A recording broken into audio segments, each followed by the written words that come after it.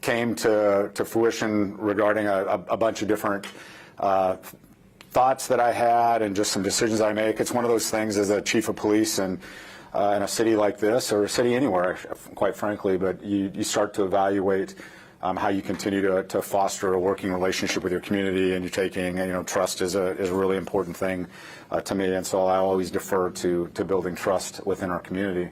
But before I take questions, I want to make sure that we understand what I'm talking about. We are not talking about abandoning the concept of ALPR technology. We have conflated these two issues way too much. That we're talking about flock cameras. Flock is a vendor for an ALPR technology. Flock is what we chose to go with through a legitimate public procurement process. There are many other vendors out there that we could have gone with. We may choose to go with a different vendor in the future, but it's important for me to let everyone know that ALPR technology is an important piece of technology in crime fighting. It's been around for well over a decade, and I think the thought of abandoning the technology altogether into the future is like putting a big flashing sign on this city saying we're open for criminal business. Because we saw in the short amount of time that we had the ALPR technology, we saw a decrease in crime, especially our auto thefts, and a massive improvement in our recovery time for those same auto thefts. So, I think as we think about what we're doing here in Eugene and what we think about doing statewide, because I know we have many lawmakers that are paying attention to this issue across the state, is that a complete abandonment of this really important technology, I think, would be a failure for public safety and safety in general in Oregon. So I want to make sure that we bifurcate those. Those are two completely different issues. I am an ALPR proponent. I think it is still the right strategy. I think it's one of many technologies that moves the needle around public safety. And we as a police department will always look at how we leverage technology to make our community safer. In this day and age of difficult human resources, trying to find the right people, constrained budgets, all of us in our lives have found a way to let technology make us more efficient. And that's exactly where we're at here at the Eugene Police Department. At this particular time, we've decided to end our relationship with Flock, but make no mistake, that does not mean I'm abandoning the concept of what ALPR technology looks like in the future as it pertains to creating a sense of safety for this community and fighting crime in this community. So you all have been made aware of my decision to issue a termination notice to Flock.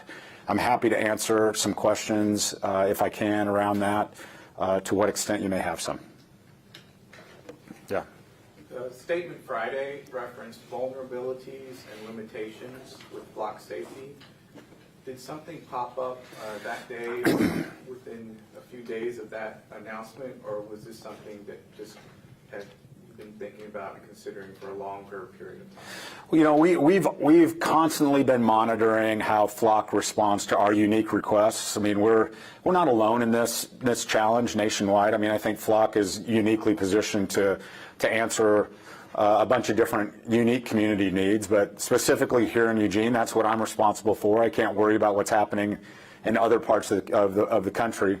And at this time, there were a couple of things that we were made aware of that were, I felt like, illuminated some vulnerabilities in the system. The cameras had been turned off. We had a camera that was inadvertently turned back on for a short period of time and collect some data, and that was something we were hoping wouldn't happen, and it did happen. Now, there's no harmful after effects of that. There's been no demonstrated harm to this community.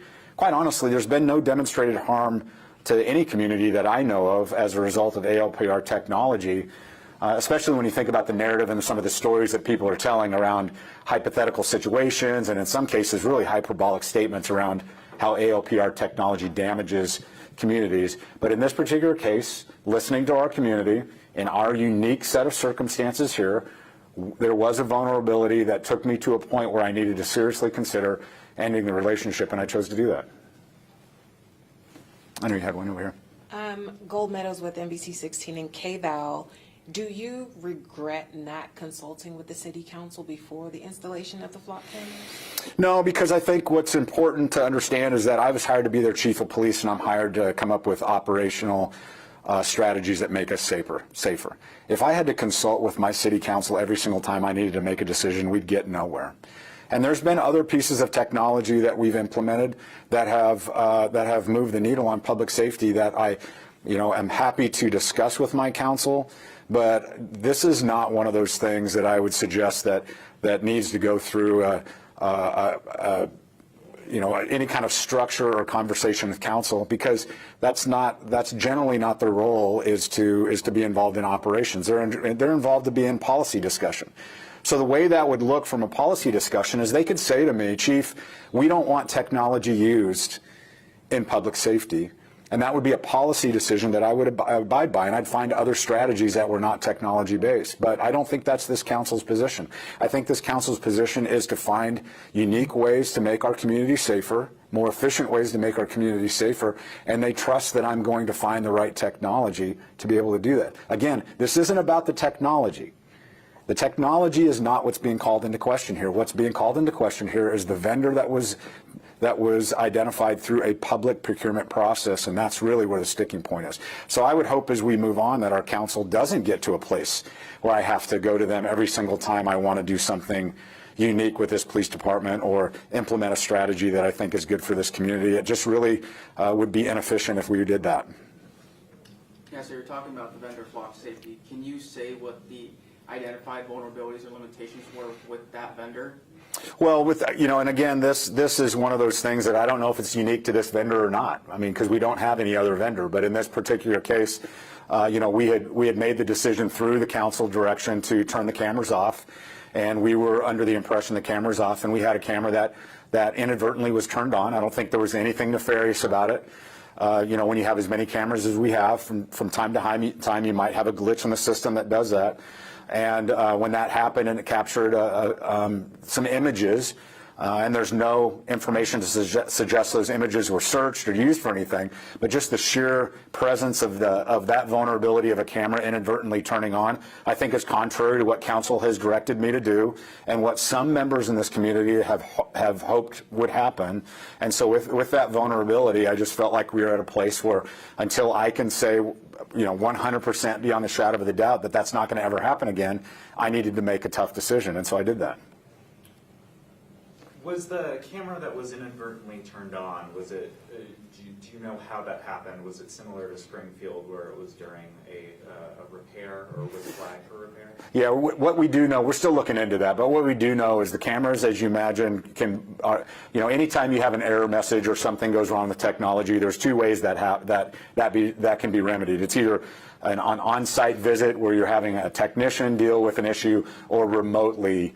Oftentimes those issues can be fixed remotely. We don't know whether it was on-site or remotely. What we believe to have happened was that there was an error message, and upon fixing that error message, it rebooted the camera. It stayed on for a period of time, unbeknownst to us, and we were made aware of that, and so we acted very quickly after that.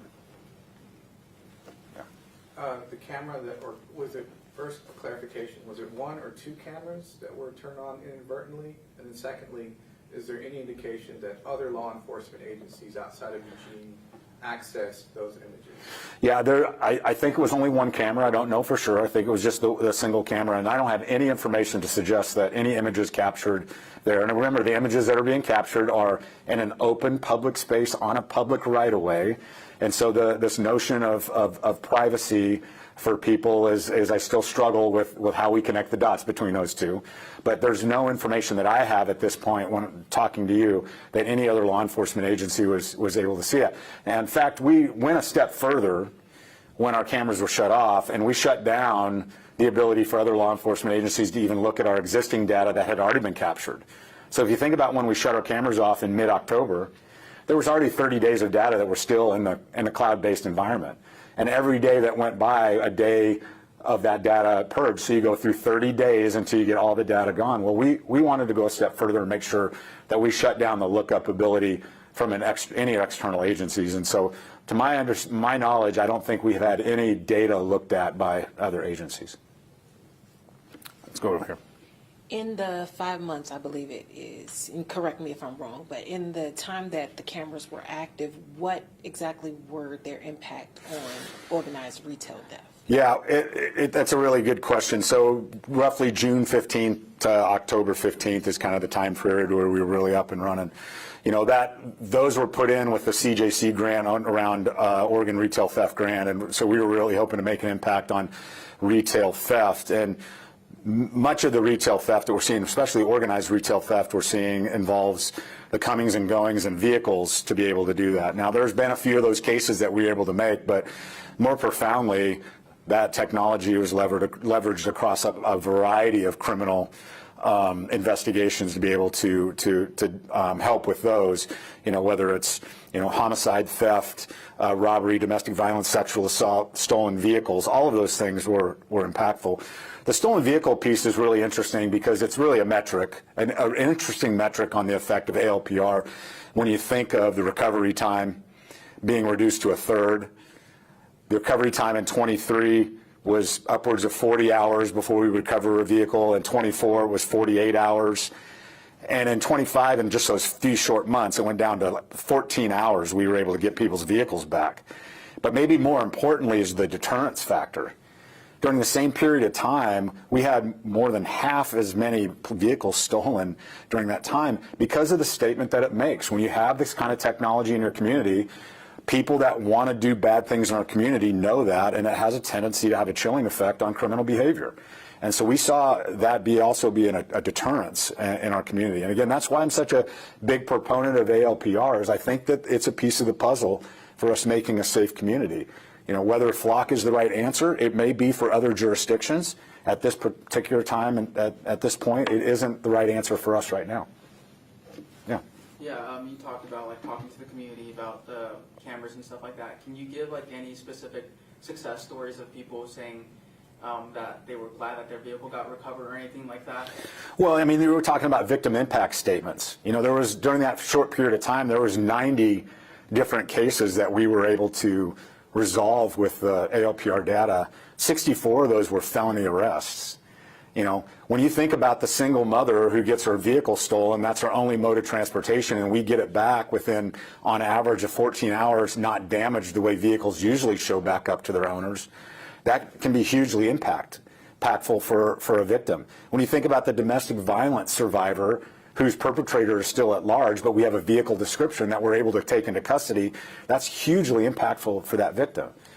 You know, when you think about the sexual assault victim, whose perpetrator is still at large, but we know the victim, and we were able to make that arrest, hugely impactful for that victim. And then the obvious ones are the homicide investigations, where we're able to track down suspects in homicides, because, like I've said before, in about 70% of all criminal types of cases, there is a vehicle description associated. There's two things we ask as law enforcement professionals when we're doing an investigation: suspect description and potential vehicle description. And so that's why this technology is so important, is because we're always, not always, most likely going to have a vehicle description that helps put the pieces of the puzzle together. And, you know, it's hard to think about not having that here in this day and age with a contemporary police department like this. Not having that piece of technology just puts us really behind the curve. Yeah. Have you begun, or do you plan to start looking into other possible vendors for technology like this? No, I think what I'm going to do is I'm going to go ahead and see this one closed, this particular issue closed. I mean, we've issued the termination notice. We've asked Flock Safety to remove the cameras, so we're working with them on a timeline to do that. I don't know when that's going to be, but you think about the months that it took to ramp it up, we're going to start thinking about ramping that down. So I'm going to wait and get that done, kind of land my plane on that, and then I'll sit back and take what I've learned through this process, and especially a very educated community now and an educated council, on what maybe it looks like to bring a proposal back to the right decision makers, knowing that this has got a ton of public interest. I don't take that lightly now, and bring this back to them with a really good plan. I do think that at some point we'll be having this conversation. Did you have one here? I know you've been waiting. I mean, I have a few questions, but letting other people go. I guess there is that work session scheduled in February. Do you have an idea of what will be presented there? Likely will be canceled. I'm not sure there's a work session unless they want me to come and give an update, just like I'm giving now. I've not talked to city leadership about whether or not that work session in February will be canceled. So, What kind of communication was there with Springfield? Because when they made their announcement that they were also canceling their flock safety contract, they referenced information from Eugene PD about vulnerabilities and limitations. Yeah, I don't know specifically what kind of communication we have. I know I've loosely talked to Chief Resch about our challenges of how we want to. Here's the great news about your area that people are losing sight of, is that Eugene, Springfield, and Lane County have such a great working relationship that any technology any one of us has benefits the entirety of Lane County public safety. And so we need to be a little bit careful about how we try to individually do things. And so Chief Resch and I talk about how we impact each other's jurisdictions. Things that she does in Springfield impact people that live in Eugene, and vice versa, because as much as we have our home bases and that we come home or we go to our places of employment, the people that are committing crimes and victimizing our community members don't care what jurisdiction they're in. And so I know that I have a project lead here that was probably talking to the folks in Springfield, but I don't know specifically what information we gave them that might have led them to the same conclusion that we came to. At $3,500 roughly per camera, and I'm guessing about 60 cameras, that's somewhere in the ballpark of $200,000 from that grant funding. Is that grant funding a total loss, and how does that impact your ability to apply and receive that same? Yeah, that's a great question. I don't know if it's total loss, Gold. I hope it's not. You know, we have certainly engaged in Flock to discuss what that might look like, since we're not even a full year into our 2-year contract with them. So that's more to come on that. I hope this doesn't hurt our ability to get grant funding. What I will tell you is that the CJC issued another round of grants. It is not nearly as robust as it was the first time around, and technology is not part of the scope of that grant, but Eugene was awarded $90,000 to continue to combat retail theft. We'll do that through some specific sting operations, some overtime costs, some operational things that we will do there. But so I'm pleased that we're still a grant recipient, even though we're going through this difficult time. The Springfield Police Department announced that they will be covering their cameras pending their full removal, because they also had an incident when one was accidentally turned on. Do you foresee EPD doing the same thing now that you don't have like a full timeline of when flock will be? Yeah, here's the thing we need to be mindful of. Those cameras don't belong to us by contract. So I don't want to tamper with a camera and then be held accountable and liable for damaging a camera. So I don't see us going out with our step ladder and putting bags and duct tape on cameras. What I'm hoping to do is negotiate with Flock a good timeline where they bring technicians in and remove them. I think that's what this community wants to see. There's not a bunch of light poles with bagged cameras. They'd like to see the cameras removed, and so we're working on that. What has been the reaction from Flock Safety? Have you spoken with anyone from Flock? What did they say in response to the decision to cancel the contract? They're disappointed, as you can imagine. I think they knew that we were in a unique and difficult position. I think they tried to provide as much resources as they could and good information for us to be able to provide communication to the community. And so they're rightfully disappointed that we're ending our relationship with them. So this isn't, and you know, all of our lives involved relationships with vendors and contracts. And here's what I would say is that those are relationships that ebb and flow. And every one of us in this room can think about times where we've ended a contract with somebody that was underperforming based on what our unique needs were. This is no different. And so we're approaching it that way, and we're hoping that, I can't imagine that Eugene, Oregon is going to be the catalyst for anything detrimental to a company of that size. But at the end of all of this, my responsibility as everyone's chief of police in this community is to make the best decisions I can on behalf of not only our organization but this community. And so for right now, at this particular point in time, this is what's important for the important decision for us to make for this community. Yeah. Can you clarify a little bit of the timeline on the camera that was inadvertently being turned on being shut off? When did you discover that it was on, and when did you receive indication that it was shut off? I'm not going to have it down. All of this kind of came to a head last week. So mid to late last week, I would say, is when I was made aware of, and I was on some out-of-state travel trying to manage this and doing this remotely with my staff, which were amazing, helping me get up to speed and making this decision. So I don't know specifically the on and off dates and times. All I know is when late last week, it was brought to my attention, and we acted very quickly. And it was still on at the point that you...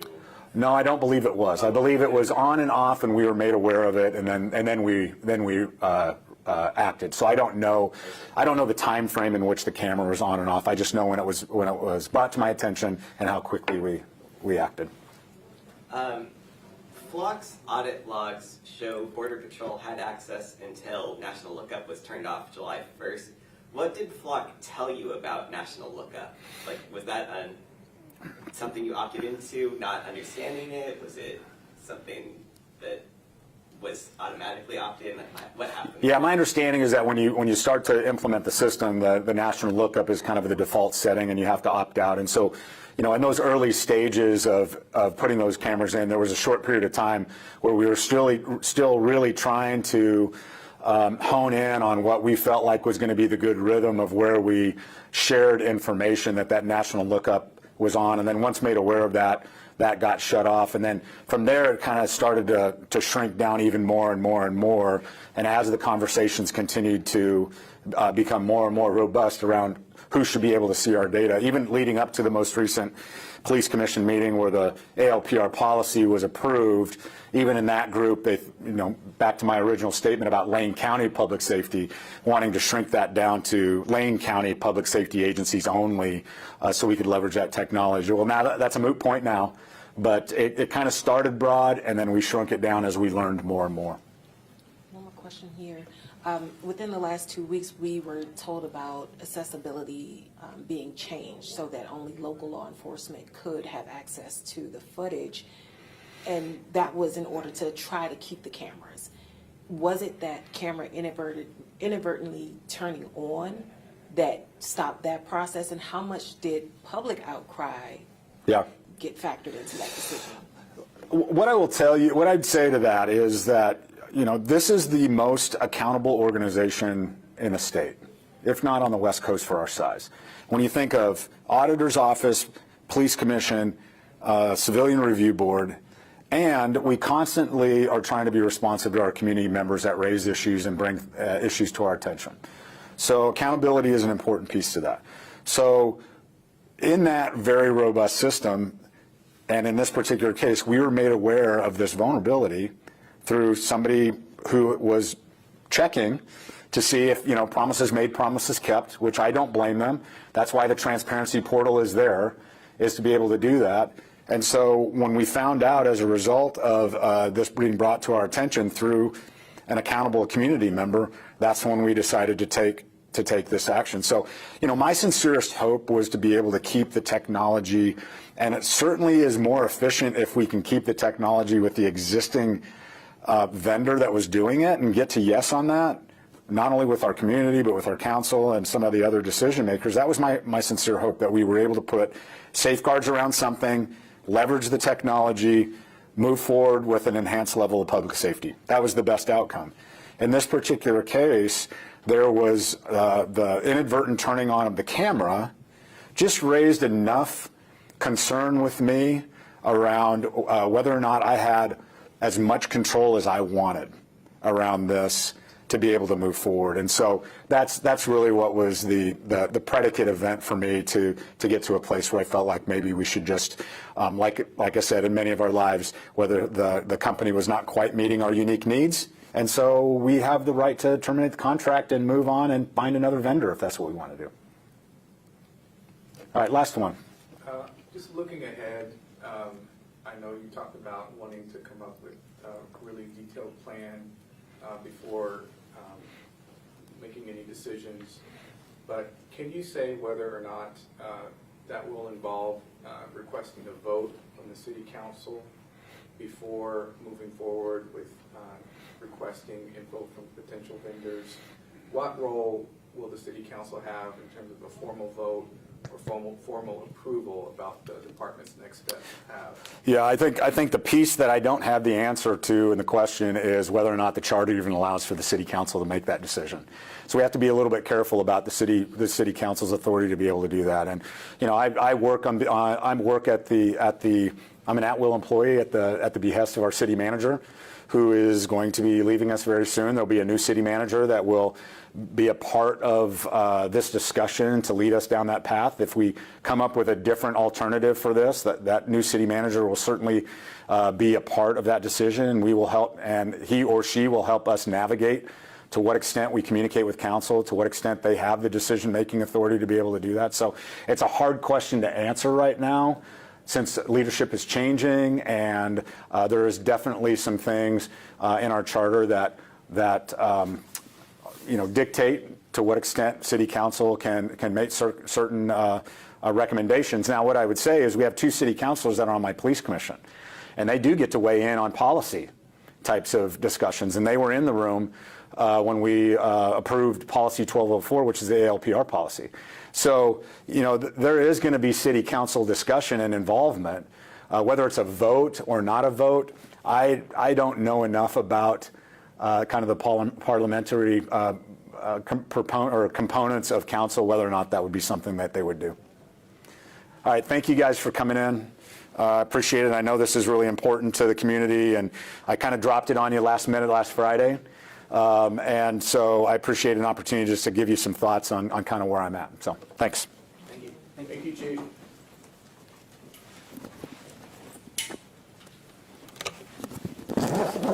Yeah. Answers. I don't know. I'll take them off all the time. Is that you?